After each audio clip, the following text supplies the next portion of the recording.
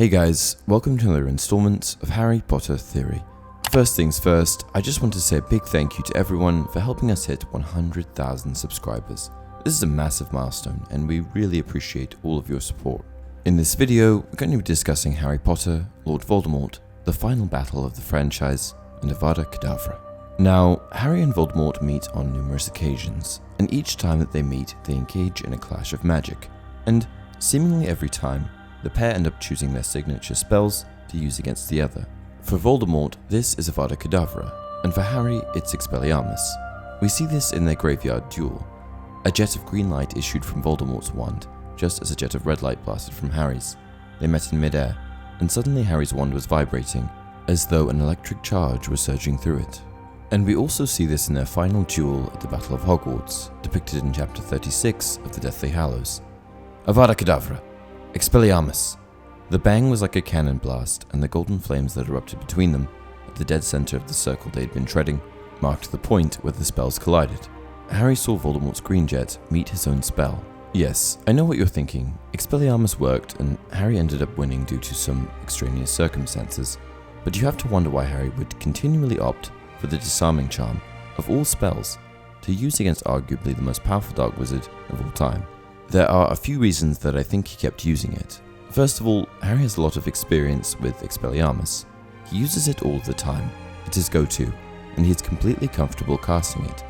We never actually see Harry use Avada Kedavra, and he was relatively unsuccessful, having mixed results when casting other unforgivable curses. He used the Imperius Curse successfully while breaking into Gringotts, but when he tried to use the Cruciatus Curse on Bellatrix, he had a less than favourable result. Next, because of his experience with the spell, he knew that it was reliable. It had worked for him thus far, so why would he switch? Why even consider using another spell? He defeated Voldemort in the graveyard doing the exact same thing.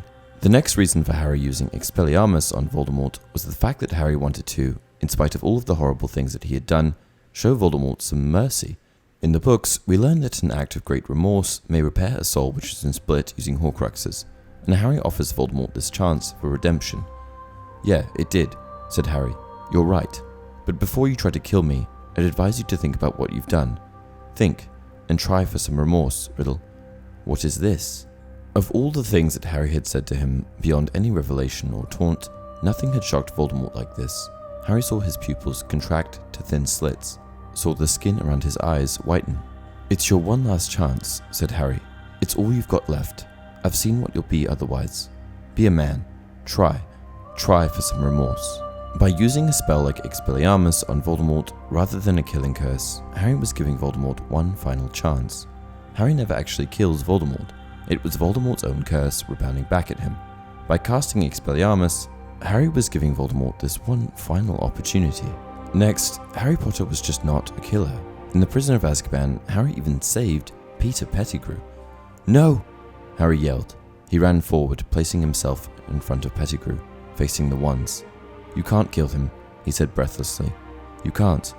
Black and Lupin both looked staggered. "We'll take him up to the castle. We'll hand him over to the Dementors. He can go to Azkaban, but don't kill him." "Harry!" gasped Pettigrew, and he flung his arms around Harry's knees. Thank you. It's more than I deserve. Thank you." After this, Harry's not exactly gracious about Pettigrew's praise, but at the end of the day, he still didn't want Pettigrew dead. And lastly, Harry just didn't want to stoop to Voldemort's level. The killing curse was an unforgivable curse, and there's no doubt in my mind that Harry associated it with the death of his own parents. Harry didn't feel that killing was necessary, and Mad-Eye Moody, an aura that he admired, was known to always avoid killing if possible. This is explained in the following excerpt. I'll say this for Moody though, he never killed if he could help it, always brought people in alive where possible. He was tough, but he never descended to the level of the Death Eaters.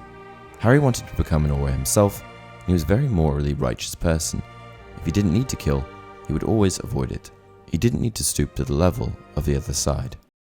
And that's it for this video. I hope you enjoyed it. As always, leave your video suggestions down below. Until next time, you're a wizard, Harry.